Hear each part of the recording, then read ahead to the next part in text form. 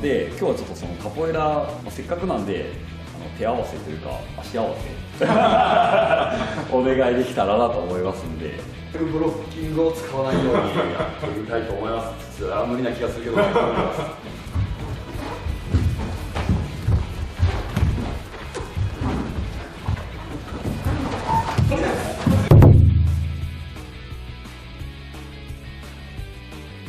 こんにちは、空手家小峠です。今回のコラボはやっちくんチャンネルの達人トーナメントでコラボできたらいいですねと言っているお話をしてからも1年以上の時間がかかってしまいましたが、なんとゲーム、鉄拳7の、カポエラ使いのエディの、このモーションキャプチャーの元になっている方々です。すいません、よろしくお願いします。カ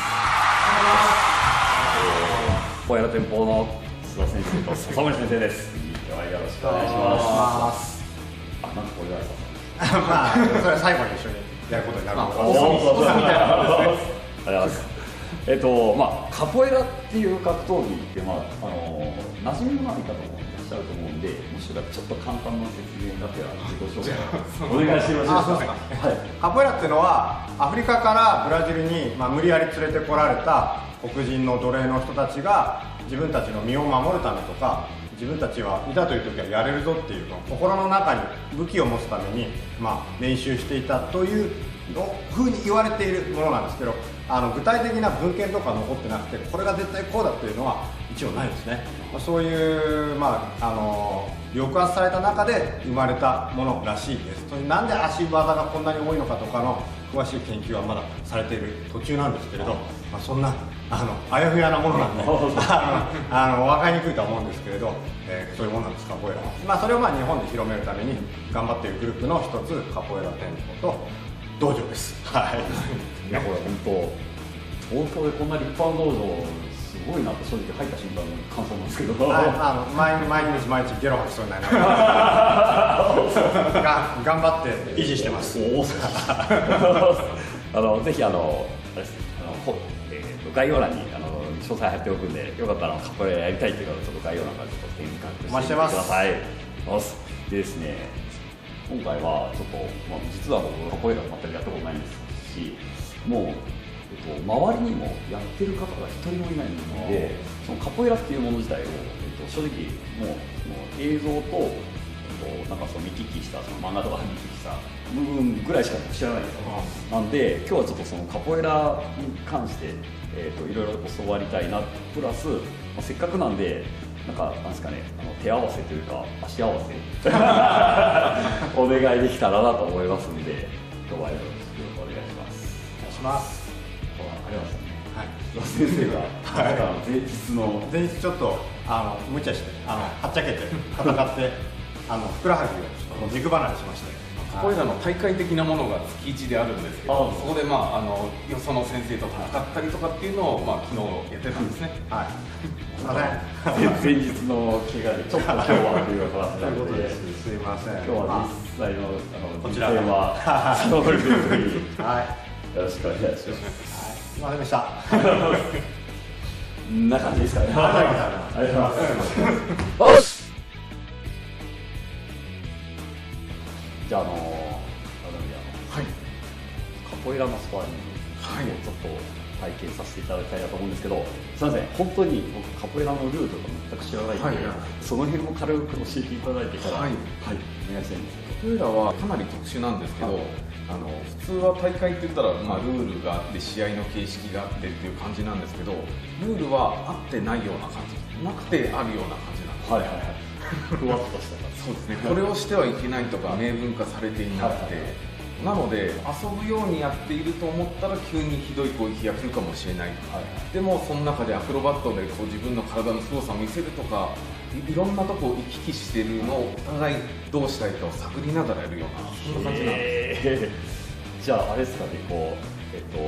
ライトスパーだと思ったら急にガチなやつがいたとかそうですね。でちょっとおちゃらけてちょっと膝きようって言ってたら思いっきりやるとかっていうのもあり得るような感じですね。じゃあああやってやってる中でも結構ガチな緊張感があった。そうですそうです。なのでお互いいつそういうのが来るのかなと思いながら餌を巻き合うような感じなんですね。なのでパッと見わかんないですね。意外と怖いですね。で例えばもともとだったら路上でやってたりもするし、そうすると素性のわからない人ともやったりするとかで、今も路上もあったりするんだけど、基本的にはこういう屋内で、団体を背負ってお互いの先生たちがこう一緒に生徒も引き連れて交流し合うという感じですね。でそれぞれの流派によってそのカポエラの考え方とかこういうあり方、楽器の形成の仕方いろいろ違うんですけど、でも違いのそれぞれこうある程度認め合いながら一緒にやるっていうのがちょっと特殊なところかなと思います。そうすると、とりあえず、ルールはないと。ルールはないと言ってもじゃあ今回のスパーリングのルールは決めていただいてよろしいですか。で、その明文化されてないけど、大体ないよねってなってるものをあえて言っておくと、例えば、転ばす技とかいろいろあるんだけど、寝技とかはない。で、大体転んだ時点で床がコンクリだったりとかしたらもうやられてるわけですね。なのでそこで一旦終わりとかになったりします。なので、そういう追い打ちはあんまりしません。で、あとはこのレベル同士によって変わるんですけど、思いっきりやってここで力を抜いてあげるとかっていうのは結構多い感じがしますね。そうじゃないところもありますけど気を抜くと思いっきり飛ばされちゃうようなところもあったりします。で、手技もなしではないんですよ。なので、こう打つっていうこともあったりするんですけど、うちはそんなにやらないので、あんまり手技を出してこない人は止めてもらうというかで、長時間やる流派っていうすごい昔のゆったりしたやり方の流派とかもあるんですけど、うちは割と早く格闘技的なので、1分ぐらいのスパって考えるとちょうどカポエラっぽいのかなと思いますね。基本的にはなんかものすごい、蹴りはいはい、そうですね。主に蹴りとその、隙間を縫った転ばし技っていうのが来るような、そんな感じの戦いですね。なんか見よう見まねでやってみようかなっていいですね。全くまだ何にも習ってないので全くわからないですけどなんとなくこんな感じなのかなっていうイメージはあって、じゃあやりながら真似をしていくみたいな。そうさせていただきます。じゃあはい、わかりました。じゃあなんか本当ルールが分かってないけど大丈夫かなじゃあお願いします。ちなみにブロッキングってあんまりしないんですか。そうですね、これは自分の想像なんで違うかもしれないんですけど、歴史的にそのお互い仲間なんですよね。で、対抗する相手は外にいるので、すごい怪我をさせるっていうわけにはおそらくいかなかったんじゃないかなっていうのもあるのと、あとはその最初はその、主に男のすごい戦うためのやってた人がやってるのが、だんだんこう子供も女性もいろんな人たちがやるものになって、なおさらそこでうまいことこう加減をしながらやるっていう風に変わっていったりとかもあるのかなと。もう完全な無差別なんですよ。男女も子供とももう切り合うみたいな。なので思いっきり来たのはできるだけ避ける。ブロックしたらまずい攻撃をお互い振り合うっていう感じ。そうするとだんだん低くなっていくっていうのはちょっと分かるかもしれないですね。じゃあなるべくブロッキングを使わないようにやってみたいと思います。無理な気がするけど、はい。じゃあ1分です。はい。今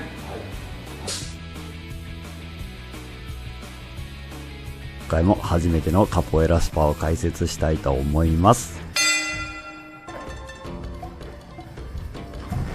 この辺で早速カポエラと空手の違いが出ています。後ほど笹森先生からも解説ありますが、ここで間合いを確認した上であえて確実に当たらない蹴りを出しに来ています。逆に僕は間合いを確認した上で避けなければ最低限の威力で当てるつもりで蹴りを出しに行っています。ここで僕がブロッキングすると思ったら蹴りを出さずにやめて次の蹴り技に移行しますが、こういうところがカポエラならではですね。そしてここも笹森先生は当たらない蹴りを出しているにもかかわらず、僕は普通に確認して当てに行ってますが、これは後ほど口述されますが、決して僕の性格が悪いのではなく競技性の違いなのであしからず。ここゆっくり蹴っているものの縦蹴りをしゃがんでかわすってのもカポエラっぽいですよね。この僕の軸足背面蹴りはタイミング遅すぎです。そしてここからカポエラならではなので、この後解説します。帯同の中野先生の時もそうでしたが、こういった蹴りの時でも常に相手を目で捉えているのがすごいですね。ここで僕が上段を蹴りに行ったものに対して笹森先生が右に大きく体を倒して避けたので、僕は完全にその反動で頭が戻ってくると思って後ろ回し蹴りに入りますが、なんとそこで足を踏み替えてさらに低い回転にすることで避けながら蹴り返しが来たことで、そう来るんだと思って想定外に思わずニコニコしちゃいました。そして笹森先生の蹴り終わりに蹴りに行こうとするんですが、毎回回った反動で蹴りを出す体勢に入っているので入れず、それならと思って立ち上がり側を狙ったら立ち上がり動作さえ蹴りに使われててびっくりしました。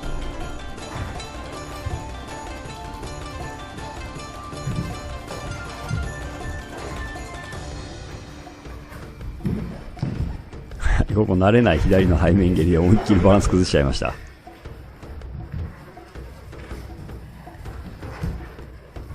ここで笹森先生が連続で倒し技に来ています。ここ連続回転の後ろ回しに見せかけてのカニバサミ。避けた瞬間に今度は腕を使った倒し技に変化してきました。これブロッキングしたり一瞬でも追いついたら転ばされていましたね。ここ面白いですね。僕の手をついた後ろ回し蹴りをくぐって距離を詰めながら軸足をかける倒し技を狙われました。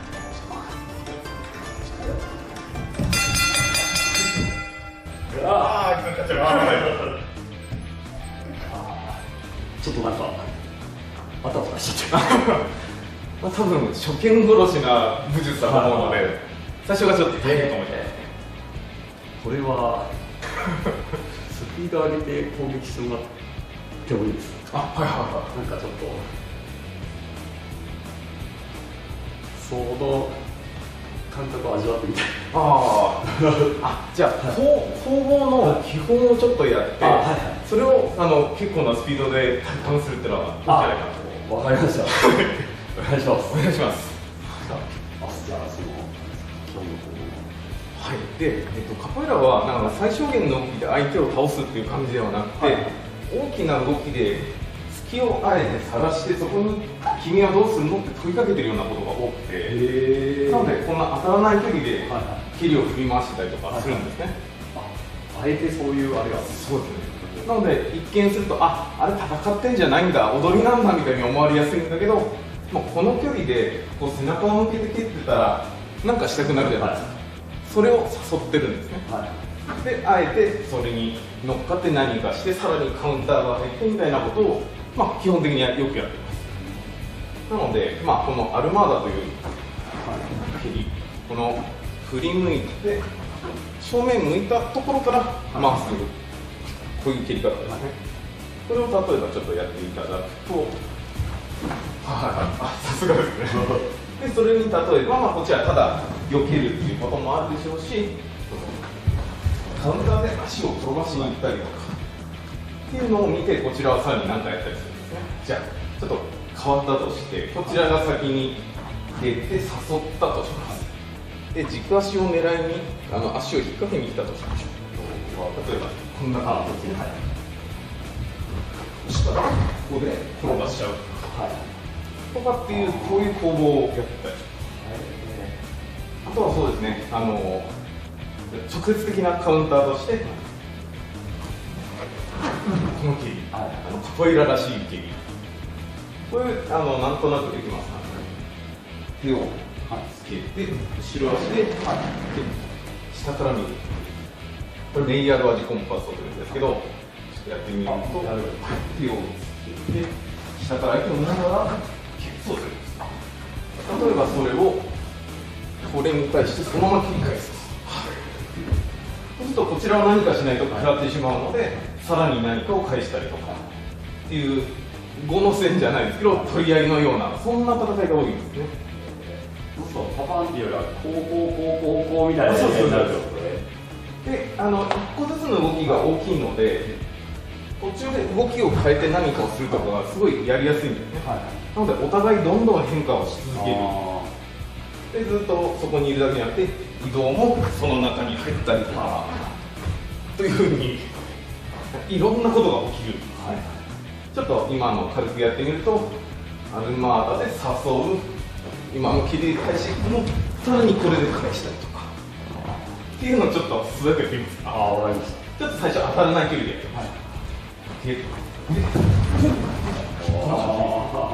これとかだと今こう終わった時の頭が上がってくるここを狙って、ちょっとそれを、当たらないギリギリでいきましょう。こんな感じです、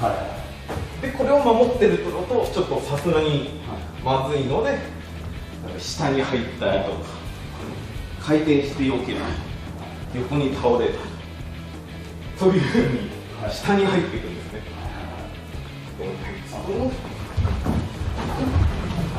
ちなみにこれ僕こうやった後の返しってもうこうするしかないんですよ。どんな返しがあるんですか？例えばそのままもう一回転しちゃうっていうのはシンプルかもしれないですね。こうもう一回そうです。なるほど。絶対ブーツなん体には習いますでそこの距離調整とかしたり、こう外を取ってみたりとかいろいろやってもいいんですよ。であとは例えば、こう蹴ろうとして逆にするとか。でさっきコウキュウ先生はちゃんとなんとなくなんか来そうだなと思って避けられちゃったんですけど、そうですね、こうあと僕かな、このカニバサミみたいな地蔵だという技とかに発生したりとかいろんなことをやるんですね。こっち行きながらこっち行く。発想がないですよ。どうやってやればいいか分からない。でも今直線のやり方だったらできましたね。回転から回転に行く場合だったら、ここから足を入れ替えるようにしてこう回しちゃうんですね。こっちから下ろす勢いでこっちに行く。これ無理だな。カメラ向きにやるとこう蹴って途中で逆に蹴る。こういう大丈夫難しいです。ちょっとこう手に頼るっていうのが難しいところなんで、それができると多分そんな難しくないんですけど、こっち行った後に下ろしながらこいつをまっすぐポンって出すなら分かるんですけど、この後にもう一回こっちからこう回すっていうのが全然。そうですね。なんかこういう動きを、こ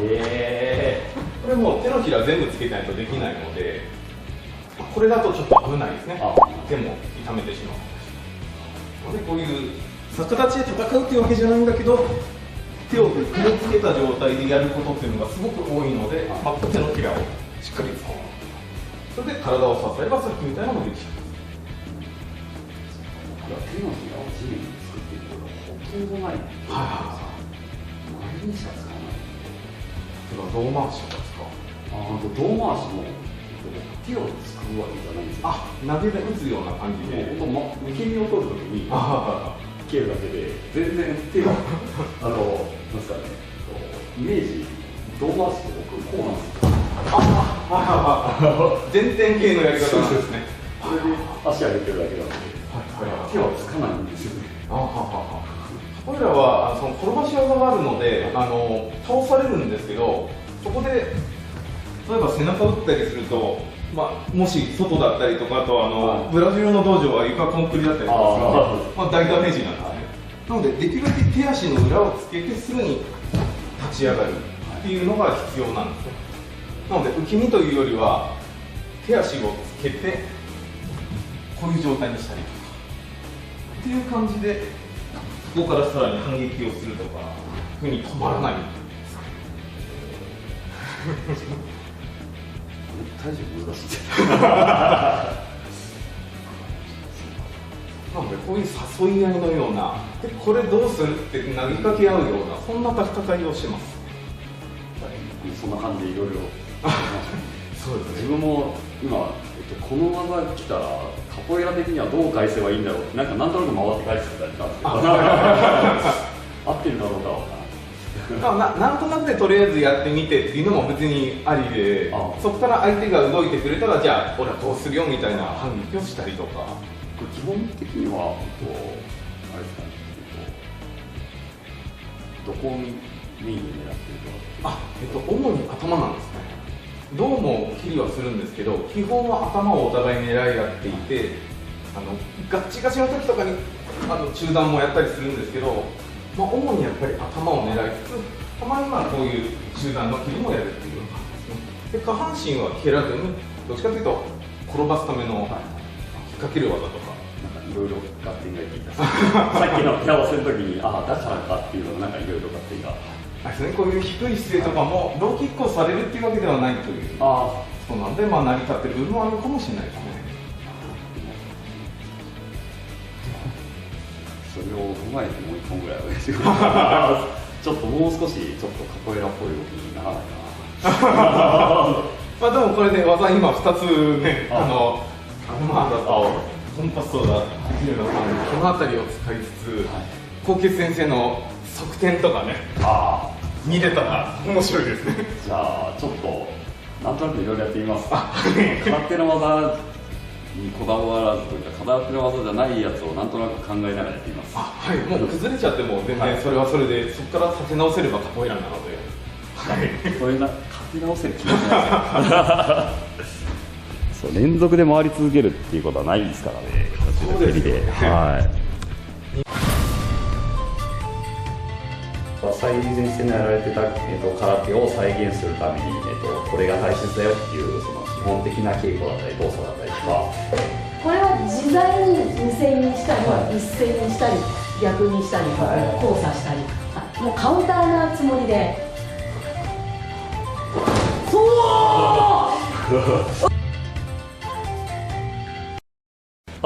今日も最後まで YouTube を見ていただきありがとうございます。僕も笹森先生の、カポエラ店舗笹森道場チャンネルの方に、出演させていただいてますので、ぜひそちらもご覧ください。ちなみになんかチャンネルの紹介とかなんか道場の紹介とかもしあったらよかったら。そうですね、自分たち今日ちょっとね怪我でオープニングだけだったうちの須田もそうなんですけど、カポエラ店舗の本部のチャンネルというのがありまして、でそれと別に自分の支部の笹森道場という2つのチャンネルでやってますので、ぜひ2つ登録してもらうと助かります。で概要欄に概要欄でよかったらそちらをご覧ください。日頃僕のチャンネルは、見れば 100% 強くなるために役立つ動画を毎週金曜18時に投稿していますので、ぜひチャンネル登録してこれからも空手家国別の YouTube 道場で一緒に強くなりましょう。おっすありがとうございます。今回お届けするのは、避けられない攻撃を出すための間合い操作術です。僕の空手の、技術の一翼を担う本当に超大切な技術で、概念自体はものすごい単純なもので、知ってしまえば正直そんなことなんですけど、僕にとっての秘伝と言ってもいいレベルの技術なので、要点などについて、絶対に